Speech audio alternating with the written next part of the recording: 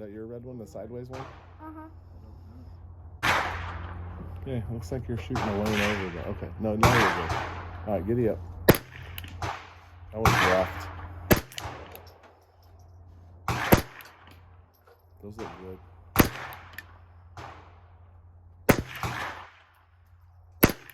I'm in the same spot every time.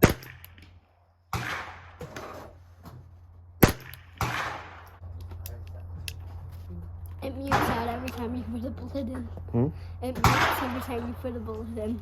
That's not even very loud. I know. It's just near me, I guess. Are you aiming right on? What? Do you have a full, is it a full circle or is it a half circle? It should be a full screen TV in there. The full screen TV in here. It should be edge to edge. Solid vision. It is.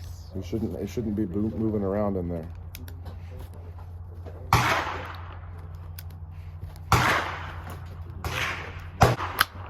Okay, you're hot.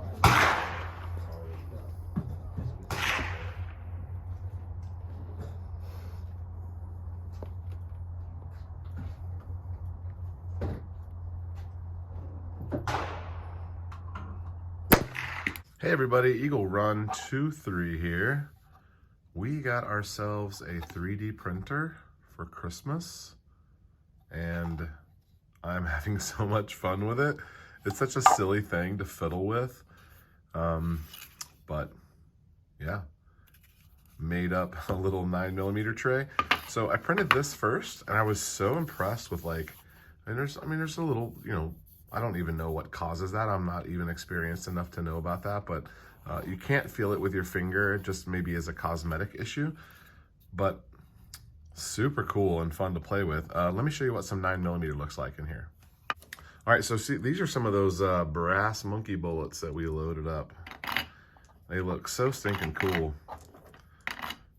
So this little box holds, I'm really just showing you something I made with a 3D printer. I also wanted to say, congrats, there was a subscriber, I believe it was ME, and he was the one who guessed on the community page what I was printing. And so I'm actually gonna send him this, but if you're watching, there is a bit of a problem. When I went to go print the lid, which would slide, see it's got this dovetail, and it has like this little dovetail right here. Can you see that angle? So this is supposed to slide on here, but look, there's a problem. It's not the right size. I don't know what causes that. This thing came out so good, but it's basically going to be trash because it won't fit 9mm, and that's what it says on it. I don't even know. So this is supposed to fit on there and slides over, and it would look so good. It would look so good. But I must have changed the setting or something. This one I printed upside down like this. And this one I wasn't paying attention. Again, this is like the second thing I ever printed.